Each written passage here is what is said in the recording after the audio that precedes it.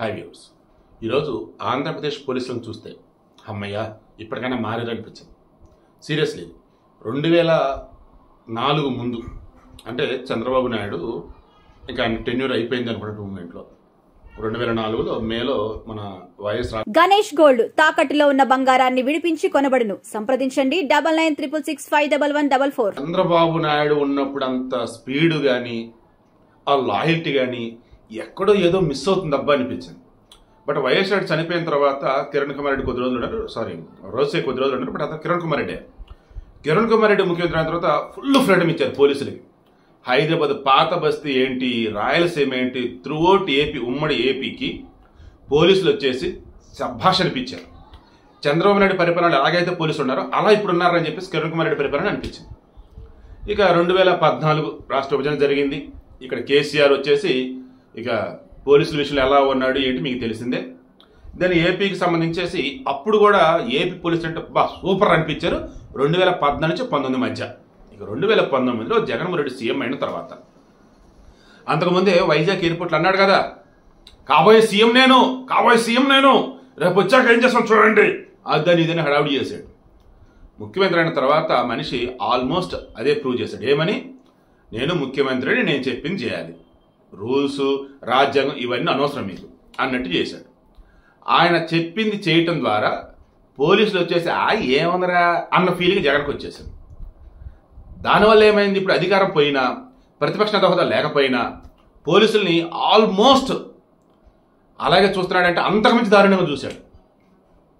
పోలీసులు వాళ్ళ డ్యూటీ వాళ్ళు చేస్తే రేపు అధికారంలోకి వచ్చాక గుడ్డలోడు తీసి నిలబెడతాడా అంటే ఆయనకి పోలీసులను గుడ్డలు లేకుండా చూస్తాం అంత ఇష్టమా? ఆయనకి ఏమైనా సైకలాజికల్ ఇష్యూస్ ఉన్నాయి, వేరే ప్రాబ్లమ్సా? కరెక్ట్ కాదు కదా అసలు ఆ మాట అనడము. గూగుల్లో చెక్ చేస్తే chat GPT, artificial intelligence platforms ఉన్నాయి కదా, ఎవరిది ఎలాన్ మస్క్ వాళ్ళది గ్రేకో అని ఒకటి, డీప్ సీక్ వచ్చేసి చైనా వాడిది, జెమినీ వచ్చేసి మన గూగుల్ వాళ్ళది, తర్వాత చాట్ జీపీటీ వచ్చేసి వేరేది. సో ఈ టూల్స్లో కూడా చెక్ చేసుకుంటా పోతా ఉంటే గుడ్డలు లేకుండా నేను నిలబెడతాను ఎవరైనా ఒక మాట అన్నారు అంటే వాళ్ళ మానసిక స్థితి ఎలా ఉంది ఏంటంటే భయంకరమైన సైకోసిస్ ప్రాబ్లం ఉన్నారన్నట్టు అండ్ బైపోలర్ డిజార్డర్ అన్నట్టు మొత్తం మానసిక సమస్యలు వస్తూ ఉన్నాయి. అలా అని చెప్పేసి పిచ్చోడారా వదిలేద్దాం అని అనుకుంటే అట్ట ఆయన ప్రతిపక్ష నేత ఉన్నాడే అండ్ మొన్న వరకు ముఖ్యమంత్రిగా చేస్తున్నాడే, ఇప్పుడు కూడా వచ్చేది మన ప్రభుత్వమే, రాగానే ఆ పోలీసు చేత నీకు సారీ చెప్పిస్తా, రాగానే ఆ పోలీసులు బట్టలు తిప్పిస్తా, ఇలా హడావుడి చేస్తున్నాడు ఈ మనిషి. దాన్ని ఏమవుతుంది చూసే జనానికి పిచ్చెక్కుతుంది. అసలు ఏమైంది స్వామి జగన్ అని చెప్పేసి. సో ఇప్పుడు క్లారిటీ ఏంటి నేను ఇవ్వదలుచుకుంది కూడా, ఏపీ పోలీసులు ఓ రకం చెప్పాలంటే జూలు విధిల్చారు. సింహం కానీ సైలెంట్గా బోన్లో ఉంటే బయట ఉండి చూసావా ఏంది మనం చూసి సింహం బోన్లో ఉంది, అరే ఆ బోన్ తీస్తే నువ్వు ఉండవురా బాబు అంటే అంత లేదు రోయ్, నన్ను వస్తున్నానని చెప్పేసి భయపడి సింహాన్ని లోపల పెట్టేశారు. మన సింహం కన్నా టాప్ లైక్ ఈవేళ హడావుట్ చేసే బ్యాచ్ ఉంటారు మన దగ్గర. నిజమేంటి, సింహం జూలో ఉన్నా బోన్లో ఉన్నా ఈడు సేఫ్. ఏమాత్రం జూలో నుంచి బయటకు వచ్చినా లేదా బోన్లో నుంచి బయటకు వచ్చినా ఈడు పని అయిపోయింది, అవునా కాదా? సో ప్రగల్భాలు పలుకుతూ ఉంటారు. జగన్ రెడ్డి అదే ప్రగల్భాలు పలికాడు. ఇక ఇప్పుడు ఏం చేశారు ఏపీ పోలీసులు, మహిళా పోలీసులు మగ పోలీసులు వచ్చేసి ఒకళ్ళ తర్వాత ఒకళ్ళు రాప్తాడు నేర్చుకోవడానికి మొన్న వెళ్ళారు కదా Rayagiri SI I think Sudhakar Yadav, అతను ఇచ్చి పడేశాడు. ఏం జగన్ అరటిగా తొక్కనుకున్నావా ఒలవటానికి, ఒలిసి తీయటానికి? యూనిఫామ్ కాంపిటేటివ్ ఎగ్జామ్స్లో నెగ్గి ఫిజికల్ టెస్టులు పాస్ అయ్యి ట్రైనింగ్ పూర్తి చేసుకొని వచ్చాం. నీ ఇష్టం వచ్చినట్టుగా బట్టలు ఓడదీస్తా అంటే చూస్తే ఎవడు ఊరుకోడు. ఇది నువ్వు ఇచ్చిన బట్టలు కాదు, యూనిఫామ్. దీనికి కూడా ఒక డిగ్నిటీ అనేది ఉంది. అధికారులు ఎవరైనా ఉండొచ్చు కాక, మేము మాత్రం మా డ్యూటీ మేము చేస్తాం, చచ్చినా బతికినా నిజాయితీతో ఉంటామని చెప్పేస్తున్నారు. అలా నిజాయితీగా ఉన్నారా లేదా అన్నది ఏపీ పోలీసులకు తెలుసు, ఇండియన్ పోలీసులకి తెలుసు. అధికారులు ఎవరుంటే వాళ్ళు చెప్పినట్టు చేయటం కొంతమంది వచ్చేసి నేను చెయ్యను, నేను రూల్స్ పాటిస్తాను కొంతమంది ఉన్నారు. సో వీడికి మెయిన్ ఇంట్రెస్ట్ ఏంటంటే ఈరోజు మహిళా పోలీసు కూడా చెప్పారండి, మాకు రూల్స్ బుక్ అని వాళ్ళకి ఉండిద్దాడు. అరౌండ్ 367 పేజీలు ఎంత ఉంటుందంట, అది 370 కానీ 367 కానీ. ఆ పేజీలలో 80 పేజీ 83 పేజీ సమ్మేదో ఒక లైన్ ఉంటుందంట, పోలీసులని రెచ్చగొట్టే విధంగా ఎవరన్నా ప్రవర్తించినా మీరు సమయంలో పాటించాలి, ఆచితూచి అడిగేయాలి, తొందరపడకూడదు. ఎందుకంటే పోలీసులే కదా రక్షక పడులు, వీళ్ళే కదా కాపాడాల్సింది. దెన్ ఇప్పుడు ఇంట్లో పెద్ద మనిషి ఉన్నాడండి, ఆయన ఏది చెప్తే అది ఇంట్లో పాటిస్తారు.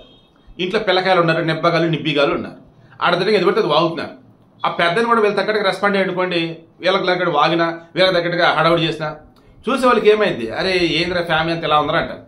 సో ఏపీ పోలీసులు వచ్చేసి ఎలా ఉండాలి, ఇప్పుడు చక్కగా సమయంలో పాటిస్తూ జగన్మోహన్ రెడ్డికి సంబంధించేసి ఆయన ఎవరు ఏంటనేది గుర్తు చేస్తూ, పోలీసులు ఎవరు ఏంటనేది గుర్తు చేస్తూ, as per duty, as per constitution and as per walk స్వాతంత్రం ఇవన్నీ కూడా ముందు పెట్టి, ఏమయ్యా జగన్ ఏం మాట్లాడు, పోలీసుల గురించి నువ్వేం మాట్లాడు అంటూ ఈరోజు అన్ని కూడా సరి చేస్తా ఉన్నారు.